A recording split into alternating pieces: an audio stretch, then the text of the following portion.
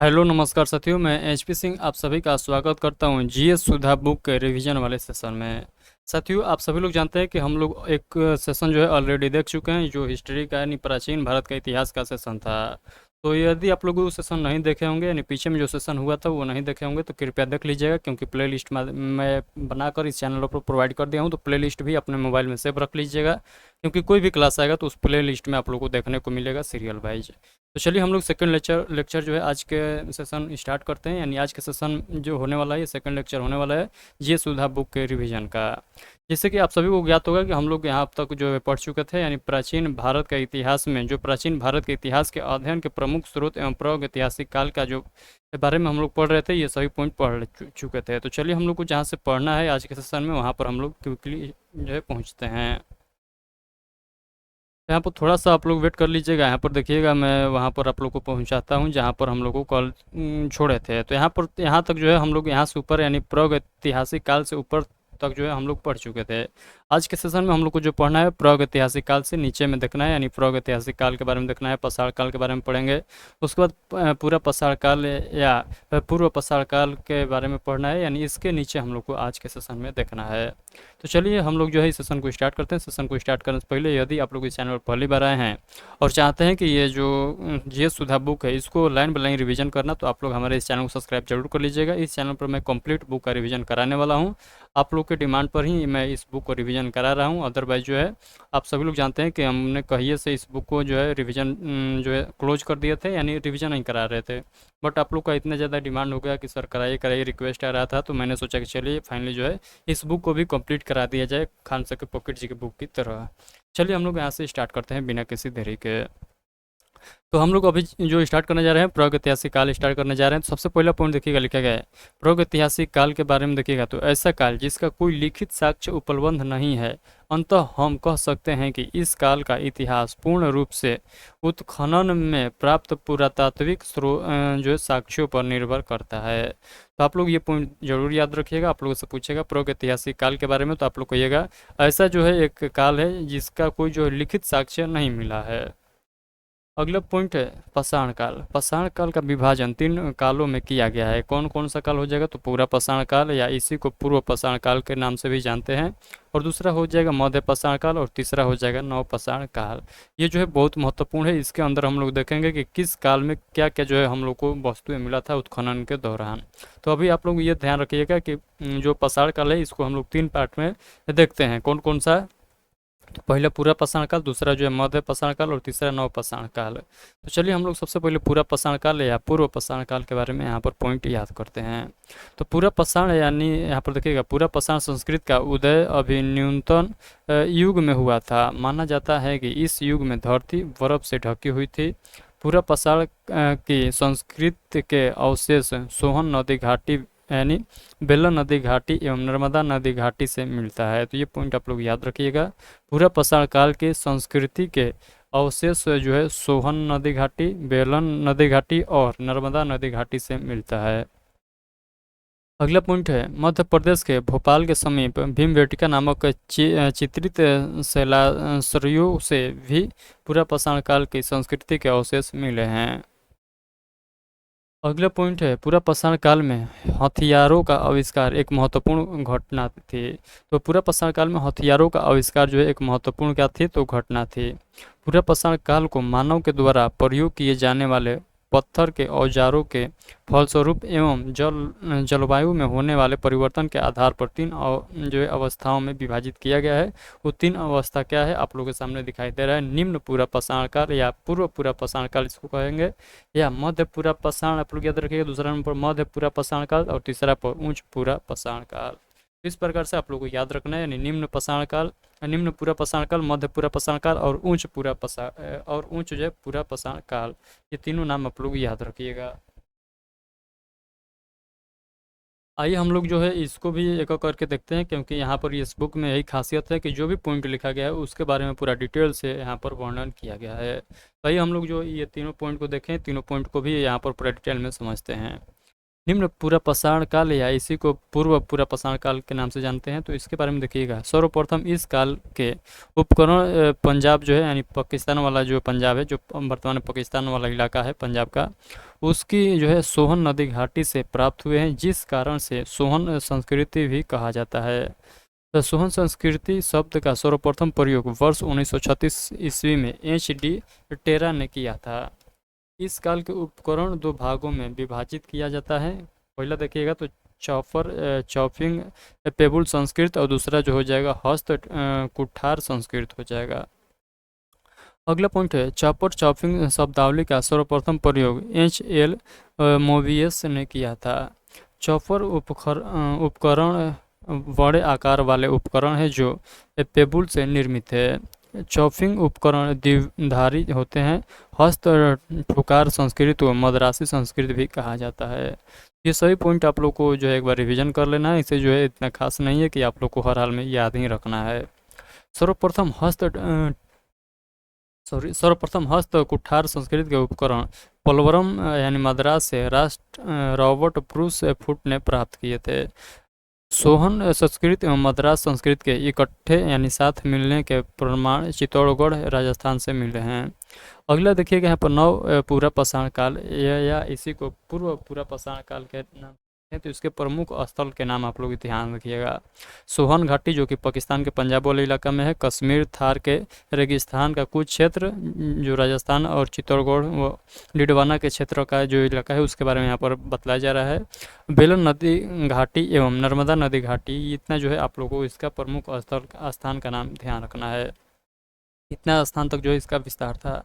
मध्य पूरा पाषाण काल के बारे में देखिएगा तो ये देखिएगा, इससे संबंधित पॉइंट देखिएगा तो लिखा गया है फलकों की अधिकता के कारण इस काल को फलक संस्कृति भी कहा जाता है। इस काल में खुरचनी तथा विधेयक सबसे महत्वपूर्ण उपकरण थे, जिस कारण इसे खुरचनी वेधक संस्कृति भी कहा जाता है। इस काल के उपकरण मुख्य रूप से सल्क यानी फ्लैग पर आधारित है। H.D. सांकरलिया ने सर्वप्रथम मध्य पूरा पाषाण संस्कृत चरण की खोज नेवासा यानी महाराष्ट्र से की थी। H.D. संकलिया ने गोदावरी नदी के तट पर स्थित नेवासा यानी महाराष्ट्र को मध्य पूरा पाषाण काल संस्कृत का प्रारूप स्थल घोषित किया था। यहाँ पर देखिएगा पूरा ही डिटेल से लिखा गया है। आप लोगों में से ऐसे बहुत लोग होंगे जो इसको फर्स्ट टाइम पढ़ रहे होंगे, यानी हम लोगों ने तो पढ़ा था पूरा पाषाण काल के बारे में, मध्य पाषाण काल के बारे में, बट इतना डीप में हम लोग नहीं पढ़े थे, जो कि इस बुक में पूरा डीप में बताया गया है। तो इसलिए कहा गया है कि इस बुक से आप लोग CGL के एग्ज़ाम के लिए भी जो है जो है तैयारी कर सकते हैं। अगला पॉइंट है मध्य पूरा पाषाण काल के प्रमुख स्तर। तो यहाँ पर देखिएगा लिखा गया है नेवासा यानी महाराष्ट्र, सौराष्ट्र का क्षेत्र, गुजरात में जो पड़ता है सौराष्ट्र और गुजरात वाला क्षेत्र, चकिया उत्तर प्रदेश के बनारसी में, और सिंगरौली बेसिन यानी उत्तर प्रदेश के मिर्ज़ापुर में, भीमबेटका गुफाएं जो मध्य प्रदेश में स्थित है, व्यास वाणगंगा एवं सिरसा नदी घाटी जो हिमाचल प्रदेश में स्थित है। इसमें जो है ये जो है इसका प्रमुख स्थान हो जाएंगे किसका, तो मध्य पूरा पाषाण काल के।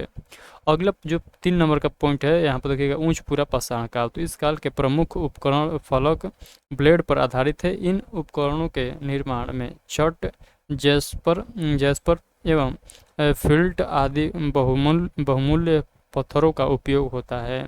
उच्च पूरा पाषाण काल के प्रमुख स्थान देखिएगा तो यहाँ पर देखिएगा बूढ़ा पुष्कर यानी जो राजस्थान में पड़ता है, पटने, भदने एवं इनाम गांव जो महाराष्ट्र में है, जोगदहा, बाघोर एवं भीमबेटका मध्य प्रदेश एवं सिंहभूमि झारखंड, रेणुगुट्टा, बेमुला एवं कुरनूल में स्थित गुफाएं यानी आंध्र प्रदेश में जो स्थित है, एवं सूरपुर दुआब का क्षेत्र कर्नाटक वाला इलाका, ये सब जो है इसका प्रमुख स्थान हो जाएगा। यहाँ पर जो भी स्थान का नाम दिया गया है आप लोग को याद के लिए, आप लोग को जो है ये ज़्यादा दिन तक याद रखने के लिए, आप लोग को ज्ञान के लिए यहाँ पर क्वेश्चन में उसका स्थान भी बतला दिया गया है वर्तमान में कि कहाँ पर ये पड़ता है। आधुनिक स्वरूप वाले मानव अर्थात होमो सेपियंस का उदय उच्च पूरा पाषाण काल की मुख्य विशेषता है। तो ये पॉइंट आप लोग जरूर याद रखिएगा। ये जो पॉइंट है वह जो लिखा गया है आधुनिक स्वरूप वाले मानव अर्थात होमो सेपियंस का उदय उच्च पूरा पाषाण काल की मुख्य विशेषता है, इसको आप लोग जरूर याद रखिएगा। उच्च पूरा पाषाण काल की एक अन्य विशेषता हड्डी से निर्मित उपकरण का प्रचलन है। तो ये भी पॉइंट आप लोग याद रखिएगा। मानव में सर्वप्रथम उच्च पूरा पाषाण काल के अवशेष वेलन नदी घाटी यानी उत्तर प्रदेश से मिले हैं। तो इधर जो पॉइंट चला है ये बहुत ही महत्वपूर्ण है, इसको आप लोग जरूर याद रखिएगा। भीमबेटका जो मध्य प्रदेश में स्थित है, ये भीमबेटका गुफा चित्रकला एवं प्रारंभ उच्च पुरापाषाण काल में ही हुआ था। तो ये भी पॉइंट आप लोग याद रखिएगा। अगला 2 नंबर पर हम लोग को जो पढ़ना है मध्य पाषाण काल के बारे में पढ़ना है, यानी हम लोग जो है पढ़ रहे थे अभी क्विज के बारे में पढ़ रहे थे, तो अभी हम लोग पढ़ रहे थे यहाँ पर देखिएगा निम्न पूरा पाषाण काल या पूरा पाषाण काल के बारे में पढ़ रहे थे। इसमें भी हम लोग 3 पॉइंट देखे, कौन कौन सा, तो इसमें हम लोग देखे, इसमें 2 पॉइंट देखे थे, चॉपिंग पेबुल संस्कृति और हस्त कुठार संस्कृति। इसी प्रकार हम लोग आगे भी देखे थे कि इसका जो 3 पार्ट बांटा गया था, उस तीनों पार्ट को देखे थे। यानी पहला पार्ट जो था निम्न पूरा पाषाण काल था, उसके बाद मध्य पूरा पाषाण काल और तीसरा जो है उच्च पूरा पाषाण काल था। अब हम लोग को जो पढ़ना है यहाँ पर मध्य पाषाण काल के बारे में पढ़ना है, यानी पूरा पाषाण काल खत्म हो चुका है। भारत में मध्य पाषाण काल जो है होलोसीन युग के साथ प्रारंभ हुआ था। मध्य पाषाण काल के उपकरण अत्यंत छोटे थे, जिस कारण इन्हें माइक्रोलिथ कहा गया है। तो ये पॉइंट जरूर याद रखिएगा, मध्य पाषाण काल को क्यों जो है माइक्रोलिथ कहा गया है। भारत में सर्वप्रथम मध्य पाषाण काल के उपकरणों की खोज सी एल कार्लाइल ने विंध्य के क्षेत्र से की थी। मध्य पाषाण काल के उपकरण चैल्सेडोनी से निर्मित हैं तथा औजार बनाने की तकनीक फ्लूटिंग कहलाती है। आइए अगले पॉइंट हम लोग देखते हैं। मध्य पाषाण काल के प्रमुख केंद्र बेलन नदी घाटी, नेवासा, सोन नदी घाटी एवं कृष्ण घाटी इत्यादि जो है इसके जो है प्रमुख स्थान हो जाएंगे। मध्य पाषाण काल के लोगों ने सर्वप्रथम कुत्ते को अपना पालतू पशु बनाया था। तो ये पॉइंट आप लोग को जरूर ध्यान रखना है कि मध्य पाषाण काल के लोगों ने ही सर्वप्रथम पालतू जो कोई जानवर था तो वो कुत्ता को ही बनाए थे। भागौर यानी भीलवाड़ा जो वाला और राजस्थान वाला जो इलाका है, भागौर एवं आदमगढ़ से पशुपालन के प्राचीनतम साक्ष्य प्राप्त हुए हैं। चलिए आगे के पॉइंट यहाँ पर देखिएगा। आगे के पॉइंट है मध्य प्रदेश में स्थित भीमबेटका की गुफाओं से मध्य पाषाण काल के उपकरण प्राप्त हुए हैं। भारत में मानव स्थिति पंजर का सर्वप्रथम अवशेष प्रतापगढ़ यानी उत्तर प्रदेश के महदहा एवं सराय नाहर राय से प्राप्त हुआ है, जो कि मध्य पाषाण काल का है। पॉइंट आप लोग को क्या करना है, ध्यान रखना है। चलिए आगे के पॉइंट को हम लोग और बेहतरीन तरीके से समझने का प्रयास करते हैं। मध्य पाषाण काल के संदर्भ में हड्डी से निर्मित आभूषण भारत में मदहा से प्राप्त हुआ है। एक ही कब्र में 4 मानव कंकाल सराय नाहर राय से प्राप्त हुआ है। ये पॉइंट आप लोग को याद रखना है, यानी एक ही कब्र से जब उत्खनन हो रहा था तो एक ही कब्र से 4 जो है मानव कंकाल देखने को मिला था। लेखलिया पुरास्थल से सर्वाधिक मानव कंकाल एवं दमदा पुरास्थल से सर्वाधिक जो है समाधान प्राप्त हुए हैं। तो ये भी पॉइंट आप लोग को ध्यान रखना है। एक ही कब्र से 3 मानव कंकाल दमदमा यानी उत्तर प्रदेश से प्राप्त हुए हैं। झोपड़ी का विस्तृत साक्ष्य चौपानी मांडो यानी उत्तर प्रदेश से प्राप्त हुआ है। चित्रयुक्त शैलाश्रय मोरहना पहाड़ जो है ये कहाँ से निकला है, तो ये भी पॉइंट आप लोग को याद रखना है, ये भी उत्तर प्रदेश से ही मिला हुआ है। भारत में मध्य पाषाण काल के सूक्ष्म पाषाण उपकरणों के सर्वोत्तम नमूने जो है लौंग नाच यानी गुजरात से प्राप्त हुआ है। इस प्रकार से सभी पॉइंट को आप लोग को याद रखना है। अगला जो पॉइंट है लोटेश्वर यानी जो गुजरात में स्थित है, लोटेश्वर से भी पशुपालन के साक्ष्य प्राप्त हुए हैं। भीरभानपुरम यानी यहाँ पर देखिएगा जो पश्चिम बंगाल में स्थित है, अनेक भू छिद्र प्राप्त हुए हैं यहाँ से। टेरी समूह से मध्य पाषाण काल के बालू के टीले तथा चाट एवं जो है फ्लूइड से निर्मित अनेक उपकरण प्राप्त हुए हैं। अगला यहाँ पर देखिएगा, अगला जो आता है मध्य पाषाण काल के प्रमुख स्थान। तो यहाँ पर देखिएगा मध्य पाषाण काल के बारे में प्रमुख स्थान के आप लोग नाम याद रखिएगा। तो बागौर, आदमगढ़, भीमबेटका जो है लौंगनाज, लोटेश्वर, भीरमापुर, उसके बाद टेरी समूह, मदहा, सराय नाहर राय, लखलिहा, दमदमा और छोपानी मंडो एवं मोरहाना पहाड़ इत्यादि जो है इसका जो है प्रमुख स्थान हो जाएंगे। अब भैया हम लोग अगला पॉइंट जो देखते हैं नवपाषाण काल के बारे में हम लोग देखेंगे। यहाँ पर थोड़ा सा वर्ड आप लोग को लग रहा होगा कि उटपटा सा आप लोग को पढ़ने में भी दिखाई दे रहा होगा, और हम भी जो है पूरा उसको बेहतरीन तरीके से उच्चारण यहाँ पर नहीं कर पा रहे हैं। तो उसके लिए जो है यहाँ पर सॉरी एक बार मैं आप लोगों से बोल देता हूँ, क्योंकि ऐसा वैसा जो वर्ड होता है जो हमारे से बोला नहीं पाता है, यानी मैं प्रयास करता हूँ कि उसको बोलूँ बट जीभ नहीं काम करता है, यानी जीभ लटपटा जाता है, इसके वजह से नहीं बोला पाता है। तो आप लोग जो है एक बार अपने से जो है पढ़ लीजिएगा। चलिए हम लोग आगे के पॉइंट को जो पढ़ते हैं, यहाँ पर देखिएगा नवपाषाण काल के बारे में हम लोग देखते हैं। तो नवपाषाण शब्द प्रथम बार जॉन लुबाक के द्वारा प्रयोग में लाया गया था। नवपाषाण काल का प्रमुख औजार पत्थर की कुल्हाड़ी है। नवपाषाण काल के उपकरण पॉलिश से किए गए पत्थरों से निर्मित होते थे। कृषि का प्रारंभ सर्वप्रथम नवपाषाण काल में ही हुआ था। ये बहुत ही महत्वपूर्ण क्वेश्चन है कि कृषि का सर्वप्रथम प्रारंभ किस काल में हुआ था, तो आप लोग कहिएगा नवपाषाण काल में। नाव का निर्माण सर्वप्रथम नवपाषाण काल से ही प्रारंभ हुआ था, ये भी पॉइंट आप लोग को याद रखना है। मृद भांड सर्वप्रथम नवपाषाण काल में ही बनने लगे थे, तो ये सभी पॉइंट आप लोग को ध्यान रखना है। भारतीय उपमहाद्वीप में नवपाषाण काल की प्राचीनतम बस्ती मेहरगढ़ है, तो ये भी पॉइंट आप लोग को याद रखना है। मेहरगढ़ कहाँ है, तो पाकिस्तान के बलूचिस्तान वाले जिले में है, यानी बलूचिस्तान प्रांत में स्थित है।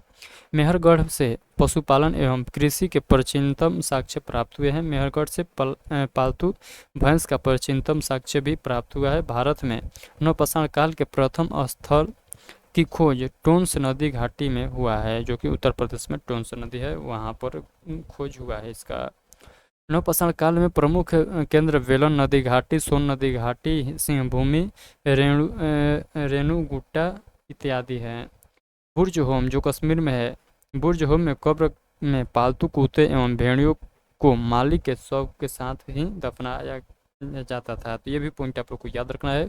ये एग्जामिनर जो बार बार क्वेश्चन पूछ लेता है कि बतलाइए कि मालिक के साथ साथ जो है कुत्ता या भेड़िया का जो है साक्ष्य जो है कहाँ से मिला है, यानी उसका जो है जो हड्डी मिला है वो कहाँ से मिला है, खुदान के दौरान। तो आप लोग कहिएगा बुर्ज होम कश्मीर से। यहाँ से क्या मिला है, तो मालिक के साथ साथ जो है उसके पालतू जानवर यानी कुत्ता का भी साक्ष्य मिला है। तो कुत्ता की जगह जगह पर जो है कभी कभी भेड़िया भी देखने को मिलता है, तो दोनों पॉइंट आप लोग याद रखिएगा। चलिए हम लोग अगला पॉइंट देखते हैं। यहाँ पर देखिएगा लिखा गया है कश्मीर में स्थित नवपाषाण काल के स्थलों यानी बुर्ज होम एवं गुप्त कराल से अनेक गर्तावास, मृतभांड तथा हड्डी के औजार मिले हैं। चावल यानी धान का प्राचीनतम साक्ष्य कोल्डियावा उत्तर प्रदेश के प्रयागराज से प्राप्त हुआ है। ये पॉइंट आप लोग जरूर याद रखिएगा, बहुत ही महत्वपूर्ण है। आप लोगों से डायरेक्ट एग्जामिनर पूछता है कि बताइए चावल का साक्ष्य कहाँ से प्राप्त हुआ था, तो आप लोग कहिएगा कोल्डियावा उत्तर प्रदेश से प्राप्त हुआ था। अगला जो पॉइंट है यहाँ पर देखिएगा महगढ़ा यानी जो उत्तर प्रदेश में है, महगढ़ा से भी चावल की खेती के प्रमाण मिले हैं। कोल्डियावा से नवपाषाण काल के साथ ही ताम्र एवं लोह की संस्कृति के अवशेष भी मिले हैं। अगले जो पॉइंट है आप देखिएगा महगढ़ा जो उत्तर प्रदेश में स्थित है, गौशाला का साक्ष्य तथा पशु बाड़ा प्राप्त हुआ है। कहाँ से, तो महगढ़ा में से। चिरांद जो बिहार में स्थित था, चिरांद से अत्यधिक मात्रा में हड्डी के उपकरण प्राप्त हुए हैं, जो कि मुख्यतः हिरण के सींगों से निर्मित है। तो ये सभी पॉइंट आप लोग को ध्यान रखना है। आइए हम लोग आगे जो है पढ़ते हैं, अगला पॉइंट यहाँ पर याद करने का प्रयास करते हैं। दक्षिण भारत में नवपाषाण काल का प्रमुख स्थान बेल्लारी यानी कर्नाटक है।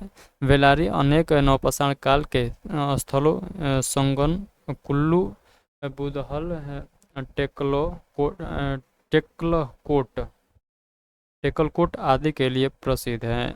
सर्वप्रथम नवपाषाण काल के साक्ष्य दक्षिण भारत के संगनकुल, कर्नाटक एवं नागार्जुन कोंडा से प्राप्त हुआ है। अगला जो पॉइंट है बुद्धिहल से सामुदायिक भोज या उत्सव का साक्ष्य प्राप्त हुआ है। टेकलकोट से कान की वालियाँ मिली है। कर्नाटक में स्थित नवपाषाण काल के स्थलों मास्की एवं फिकली हल से राख के टीले प्राप्त हुए हैं। तो आई होप कि सभी पॉइंट आप लोगों को बेहतरीन तरीके से समझ में आ रहा होगा। 1 मिनट जो है मैं आप लोगों से टाइम लूँगा, थोड़ा सा मैं यहाँ पर ऑडियो और वीडियो देख लूँ कि यहाँ पर जो है कंप्लीट तरीके से रिकॉर्ड हो रहा है कि नहीं हो रहा है। तो यहाँ पर जो सभी पॉइंट क्लियर है, ऑल क्लियर है, तो चलिए हम लोग क्लास को क्या करते हैं, प्रॉपर रखते हैं, यानी कंटिन्यू रखते हैं।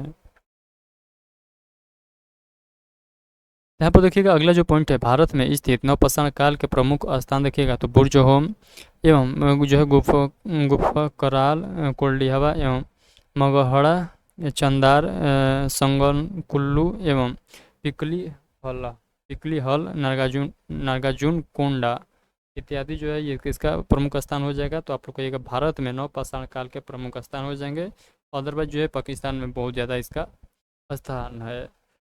महत्वपूर्ण तथ्य देख लीजिएगा, तो आग का आविष्कार जो है, आग का आविष्कार कहाँ हुआ है, तो पूरा पाषाण काल में हुआ है। पहिए का आविष्कार नवपाषाण काल में हुआ है। मनुष्य ने घर बनाने की प्रवृत्ति नवपाषाण काल में सीखी थी। मनुष्य ने सबसे पहले कुत्ते को अपना जो है पालतू पशु बनाया था। पूरा पाषाण काल में मानव की जीविका का मुख्य आधार शिकार था। पूरा पाषाण काल में पत्थर के औजार सबसे पहले पाए गए थे। भीमबेटका पूरा पाषाण काल का एक प्रसिद्ध स्थल मध्य प्रदेश में स्थित है। उच्च पूरा पाषाण कालीन हड्डी की बनी मातृ देवी की प्रतिमा बेलन घाटी उत्तर प्रदेश से प्राप्त हुई है। नवपाषाण काल में मिट्टी के बर्तनों का पता लगाया गया था। मनुष्य ने सबसे पहले तांबा धातु का प्रयोग किया गया था। मनुष्य द्वारा प्रयोग किए जाने वाले प्रथम औजार कुल्हाड़ी था। मनुष्य द्वारा बोई गई सबसे पहली फसल जौ यानी यव थी। ये सभी पॉइंट को आप लोग को याद रखना है। जितना मैंने अभी आप लोग को बतलाया हूँ नवपाषाण, पूरा पाषाण, मध्य पाषाण काल के बारे में, उन सभी को आप लोग नहीं याद रखते हैं तो आप लोग जो है इतना याद रख लेते हैं। जो महत्वपूर्ण पॉइंट यहाँ पर लिखा गया है ये बहुत है आप लोग के एग्जाम के लिए। जो Bihar police, UP police, UP SI का तैयारी कर रहे हैं उनके लिए बहुत है। इतना ये आप लोग याद कर लेते हैं तो आप सभी लोग जानते हैं कि प्राचीन भारत के इतिहास का जो है वेटेज बड़ी कम रहता है, यानी बहुत कम क्वेश्चन पूछता है। ज़्यादा क्वेश्चन जो है हिस्ट्री से पूछता है कहीं से, तो वो है आधुनिक भारत का इतिहास यानी मॉडर्न हिस्ट्री से पूछता है। तो आप लोग को जो है प्राचीन भारत के इतिहास में ज़्यादा समय नहीं देना चाहिए। ज़्यादा समय आप लोग को जहाँ देना है वहाँ देना चाहिए। यानी आप लोग चाहे जिस एग्ज़ाम का तैयारी कर रहे हैं आप लोग को एक बार जांचना होगा कि हमारे एग्जाम में, यानी जो मैं जिस एग्ज़ाम की तैयारी कर रहा हूँ, एग्जामिनर उस एग्ज़ाम में किस प्रकार से क्वेश्चन सेट करता है, यानी किस टॉपिक को जो है सबसे पहले ध्यान देता है। तो उस प्रकार से जो है आप लोग को रिवीजन करना होगा। ये नहीं कि आप लोग के एग्ज़ाम में पूछा जा रहा है मध्यकालीन भारत से ज़्यादा क्वेश्चन और आप लोग पूरा रट रहे हैं प्राचीन भारत को और मध्यकालीन भारत को। ऐसे नहीं करना है। जो पूछा जा रहा है सबसे पहले उसी को रटना है। जो जहाँ से बहुत कम क्वेश्चन पूछा जा रहा है उसको आप लोग को होल्ड करके रखना है, बाद में उसको एक बार देखना है जब एग्ज़ाम नज़दीक आ जाएगा तब। तो इस प्रकार से आप लोग को पढ़ना होगा, क्योंकि आज के डेट में क्या कर रहे हैं लोग, पढ़ने को बहुत पढ़ रहे हैं, दिन दिन भर पढ़ रहे हैं, लेकिन सिलेक्शन नहीं ले पा रहे हैं। कम पढ़ने वाला सिलेक्शन लेकर चला जा रहा है।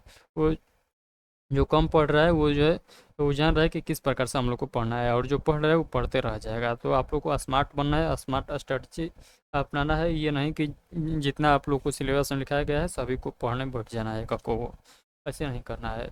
चलिए हम लोग आगे के पॉइंट को यहाँ से स्टार्ट करते हैं। यानी जो बहुत महत्वपूर्ण पॉइंट है वो है सिंधु घाटी की सभ्यता, जिसको हड़प्पा सभ्यता भी कहा जाता है। यहाँ से आप लोग को ये जो है आप लोग को जरूर याद रखना है, क्योंकि यहाँ से क्वेश्चन बहुत ज़्यादा पूछा जाता है। और जो लोग बिहार से हैं उनको मैं बता दूं कि जो बिहार से संबंधित प्राचीन भारत का इतिहास है या प्राचीन बिहार का इतिहास हो जाता है, उसको आप लोग को जरूर ये पूरा गौर से पढ़ना होगा। ये बात आप लोग को ध्यान रखना है। चलिए हम लोग इस सेशन को स्टार्ट करते हैं और सिंधु घाटी सभ्यता के बारे में पूरा डिटेल से पढ़ते हैं। सिंधु घाटी की सभ्यता है जिसको हम लोग हड़प्पा सभ्यता के नाम से भी जानते हैं। इसका देखिएगा, सिंधु घाटी की सभ्यता का नामकरण, काल निर्धारण, भौगोलिक विस्तार एवं निर्माता, ये सभी पॉइंट हम लोग देखेंगे। यानी सिंधु घाटी सभ्यता के बारे में पढ़ेंगे, इसका नामकरण के बारे में पढ़ेंगे, इसके काल निर्धारण के बारे में पढ़ेंगे, भौगोलिक विस्तार एवं निर्माता के बारे में पढ़ेंगे। तो चलिए हम लोग एक एक करके यहाँ पर स्टार्ट करते हैं। सर्वप्रथम हड़प्पा के टीलों की ओर वर्ष 1826 में चार्ल्स मैसन ने लोगों का ध्यान आकर्षित किया था। 1850 के दशक के दौरान हड़प्पा के टीलों का सर्वे अलेक्जेंडर कनिंघम ने किया था। इस सभ्यता हेतु सिंधु घाटी की सभ्यता या हड़प्पा सभ्यता नाम प्रयोग होता है, लेकिन इस सभ्यता के अधिकांश केंद्रों का उत्खनन सिंधु नदी घाटी क्षेत्र से बाहर भी हुआ है। जो सिंधु घाटी की सभ्यता इस सभ्यता हेतु उपयुक्त नाम नहीं रहा। ये भी पॉइंट आप लोग को ध्यान रखना है। सर्वप्रथम वर्ष 1921 ईस्वी में राय बहादुर राय राम साहनी ने भारतीय पुरातत्व सर्वेक्षण विभाग के महानिदेशक सर जॉन मार्शल के निर्देशक में पाकिस्तान के पंजाब प्रांत के मोंटगोमरी जिले में रावी नदी के बाएं तट पर स्थित इस सभ्यता के प्रथम स्थल हड़प्पा का अन्वेषण किया था। इसी स्थान के नाम पर इस सभ्यता का नाम हड़प्पा सभ्यता भी रखा गया। ये पॉइंट आप लोग को ध्यान रखना है कि सिंधु घाटी सभ्यता को हड़प्पा सभ्यता क्यों कहा जाता है, क्योंकि सबसे पहले जो है हड़प्पा सभ्यता को ही क्या किया गया था, उत्खनन किया गया था। यानी सबसे पहले इसी को खोजा गया था। तो ये पॉइंट आप लोग को ध्यान रखना है, इसीलिए जो है इसको सिंधु घाटी सभ्यता या हड़प्पा सभ्यता भी कहा जाता है। चलिए अगला पॉइंट हम लोग देखते हैं। पुरातत्व की एक परंपरा के अनुसार किसी भी सभ्यता का नामकरण उस सभ्यता के प्रथम उत्खनन स्थल के नाम पर होता है। इसी कारण इस सभ्यता को हड़प्पा सभ्यता भी कहा जाता है। सिंधु घाटी की सभ्यता यानी हड़प्पा सभ्यता का सर्वाधिक संकेंद्रण सरस्वती नदी घाटी में घौघर या हकरा नदी के तट पर स्थित है। इसीलिए कुछ विद्वान इस सभ्यता को सिंधु सरस्वती सभ्यता या सरस्वती सभ्यता भी कहते हैं। तो आप लोग को आज जो है एक नया सब नाम सुनने को मिला, सिंधु घाटी सभ्यता। और जो है हड़प्पा सभ्यता के नाम तो सभी लोग सुने होंगे, बट यहाँ पर देख लीजिए एक और जो है इसका नाम है, क्या नाम है, तो ये जो है यहाँ पर देखिएगा सरस्वती सभ्यता या सिंधु सरस्वती सभ्यता भी कहा जाता है इसको। तो ये भी पॉइंट आप लोग को ध्यान रखना है। ये नहीं कि कोई पूछ लेगा कि बताइए सरस्वती सभ्यता क्या है, तो आप लोग कह दीजिएगा सरस्वती सभ्यता वही है जो सिंधु घाटी सभ्यता है। तो इस प्रकार से आप लोग को ध्यान रखना है। सिंधु घाटी की सभ्यता यानी हड़प्पा सभ्यता को सैंधव सभ्यता भी कहा जाता है। तो ये तो सभी लोग नाम सुने होंगे, सैंधव सभ्यता। सिंधु घाटी के सभ्यता यानी हड़प्पा सभ्यता को तृतीय कांस्य युग सभ्यता भी कहा जाता है। तो यहाँ पर देख सकते हैं कि सिंधु घाटी सभ्यता का जो है 5 और नाम यहाँ पर सामने निकल कर आ गया। वो कौन कौन सा नाम है, तो सिंधु घाटी सभ्यता को हम लोग क्या कहते हैं, तो हड़प्पा सभ्यता भी कहते हैं। उसके बाद जो है सिंधु सरस्वती सभ्यता कहते हैं, उसके बाद जो है सरस्वती सभ्यता कहते हैं, उसके बाद सैंधव सभ्यता कहते हैं, और उसके बाद तृतीय कांस्य युगीन सभ्यता भी कहते हैं। तो टोटल जो है 5 यहाँ पर नाम निकल गया है सिंधु घाटी सभ्यता के अतिरिक्त। तो ये सभी पॉइंट आप लोग ध्यान रखिएगा। अगला जो पॉइंट है आप नोट में लिखा गया है, 2 अन्य कांस्ययुगीन सभ्यता मिस्र की सभ्यता एवं मेसोपोटामिया की सभ्यता भी थी। तो ये भी पॉइंट आप लोग को ध्यान रखना है, जो कि सभी लोग को याद होगा। आइए हम लोग आगे के पॉइंट पे यहाँ पर देखते हैं। अगला पॉइंट है हड़प्पावासी तांबे तथा टीन के मिश्र धातु मिश्रित करके कांसे का निर्माण करते थे। तो ये पॉइंट आप लोग जरूर याद रखिएगा। हड़प्पावासी क्या करते थे, तो ये जो है तांबे तथा टीन के मिश्रित करके कांसे का निर्माण करते थे। तो कांसे का निर्माण जो है किसके द्वारा किया जाता था, तो आप लोग तांबे और टीन को मिलाकर किया जाता था। सिंधु घाटी की सभ्यता यानी हड़प्पा सभ्यता का विस्तार भारतीय उपमहाद्वीप में भारत पाकिस्तान एवं अफगानिस्तान तीनों देशों तक ही। हाँ, तो ये पॉइंट आप लोग को याद रखना है। सिंधु घाटी सभ्यता का विस्तार जो है भारत पाकिस्तान और अफगानिस्तान तक सीमित था। सिंधु घाटी सभ्यता यानी हड़प्पा सभ्यता का विस्तार में जो है भारत में देखिएगा तो जम्मू कश्मीर से लेकर पंजाब, हरियाणा, उत्तर प्रदेश, राजस्थान, गुजरात एवं महाराष्ट्र तक इसका विस्तार था। सिंधु घाटी सभ्यता यानी हड़प्पा सभ्यता का अधिकांश खोजे गए स्थल जो है ये भारत में स्थित है। भारत के गुजरात राज्य में सिंधु घाटी सभ्यता का जो सबसे ज़्यादा स्थल खोजा गया है, ये भी पॉइंट आप लोग को याद रखना है। तो आप लोग से पूछेगा सिंधु घाटी सभ्यता का सर्वाधिक स्थल कहाँ है, तो आप लोग कहिएगा भारत में। आप लोग कहेगा कि सिंधु घाटी सभ्यता का सर्वाधिक स्थल भारत में कहाँ है, तो आप लोग कहिएगा गुजरात में। तो ये सभी पॉइंट आप लोग को ध्यान रखना है।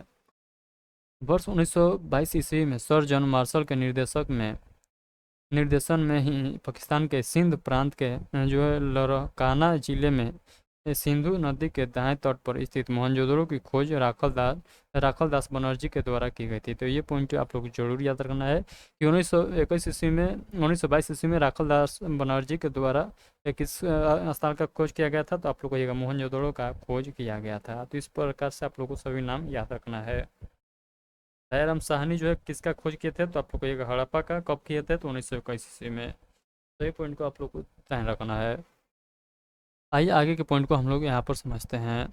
सर्वप्रथम 1931 ईस्वी में सर जॉन मार्शल ने सिंधु घाटी की सभ्यता की तिथि निर्धारित की थी। ये भी पॉइंट याद रखिएगा। आप लोग से पूछेगा कि बताइए किसके द्वारा जो है हड़प्पा सभ्यता या सिंधु घाटी सभ्यता का समय निर्धारित किया गया था, तो आप लोग कहिएगा सर जॉन मार्शल ने जो है 1931 ईस्वी में सबसे पहले निर्धारित की थी।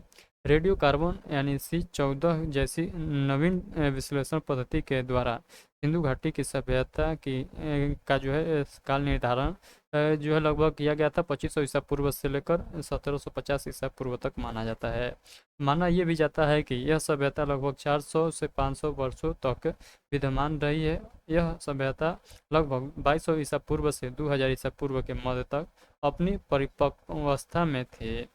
एक नवीन शोध में यह भी पाया गया कि यह सभ्यता लगभग 8000 वर्ष पुरानी है। तो ये जो है अलग अलग जो है खोज के दौरान जो है ये अलग अलग डाटा मिलता है। तो आई होप कि सभी पॉइंट आप लोग को याद हो गया होगा। आप लोग केवल ये पॉइंट याद रखिएगा, सिंधु घाटी सभ्यता का आप लोग का जो है समय पूछ लेगा तो आप लोग को 2500 ईसा पूर्व से लेकर 1750 ईसा पूर्व तक। तो ये नाम आप लोग को याद रखना है। चलिए आगे के पॉइंट को हम लोग देखते हैं। यहाँ पर देखिएगा प्रमुख विद्वान एवं पुस्तक का नाम लिखा गया है और यहाँ पर जो है निर्धारित समय अवधि लिखा गया है। तो सर जॉन मार्शल 3250 ईसा पूर्व से 2750 ईसा पूर्व तक आप लोग ये पॉइंट याद रखिएगा। उसके बाद जो है अर्नेस्ट मैके के द्वारा जो है यहाँ पर देखिएगा इनका निर्धारित समय 2800। अब से समझिएगा इसको, जो है आप लोग को ध्यान से समझ में नहीं आया होगा, अब से आप लोग ध्यान से समझिएगा। अलग अलग विद्वान के द्वारा क्या क्या जो है यहाँ पर समय निर्धारित किया गया था, किसके बारे में, तो हड़प्पा सभ्यता के बारे में, यानी सिंधु घाटी सभ्यता के बारे में। तो सर जॉन मार्शल के द्वारा ये बताया गया था कि हड़प्पा का जो सभ्यता है ये 3250 ईस्वी से लेकर 2750 ईस्वी ईस्वी पूर्व तक जो है इसका जो है टाइम पीरियड है। किसका, तो हड़प्पा सभ्यता का। जबकि एक्चुअल में आप लोग को याद रखना है 2500 से लेकर 1750 ईसा पूर्व तक, यानी बीसी तक। और उसके बाद जो है अर्नेस्ट मैके के द्वारा कहा गया कि 2800 ईसा पूर्व से लेकर 2500 ईसा पूर्व जो है इसका टाइम है। और माधो स्वरूप वत्स के द्वारा जो कहा गया था कि 3500 ईसा पूर्व से लेकर 2700 ईसा पूर्व तक सिंधु घाटी सभ्यता का टाइम पीरियड है। तो उसके बाद जो है सीजे गैंड के द्वारा कहा गया था कि 2350 ईसा पूर्व से 1750 ईसा पूर्व तक। मार्टिन व्हीलर के द्वारा कहा गया था 2500 ईसा पूर्व से 1500 ईसा पूर्व तक। पी डीपी अग्रवाल के द्वारा 2300 ईसा पूर्व से 1750 ईसा पूर्व तक। हेयर सर्विस के द्वारा कहा गया कि 2000 ईसा पूर्व से 1500 ईसा पूर्व तक। और अगला जो है NCERT के द्वारा कहा गया था, यानी NCERT के द्वारा कहा गया था कि 2500 ईसा पूर्व से लेकर 1800 ईसा पूर्व तक। ये सभी पॉइंट आप लोग याद रखिएगा। एनसीईआरटी डाटा ये कहता है कि 2500 ईसा पूर्व से लेकर 1800 ईसा पूर्व तक सिंधु घाटी सभ्यता यानी हड़प्पा सभ्यता का कार्यकाल हो जाता है। ये भी आप लोग को पॉइंट ध्यान रखना है। चलिए हम लोग आगे के पॉइंट को क्या करते हैं, याद करते हैं। सिंधु घाटी की सभ्यता यानी हड़प्पा सभ्यता का क्षेत्र अत्यंत व्यापक था। यह सभ्यता त्रिभुजाकार स्वरूप में थी। इस सभ्यता का क्षेत्रफल लगभग 13 लाख वर्ग किलोमीटर है। तो यहाँ पर जो है ये पॉइंट आप लोग को ध्यान रखना है। इसका जो है क्षेत्रफल आप लोग को याद रखना है कि लगभग में 13 लाख वर्ग किलोमीटर था।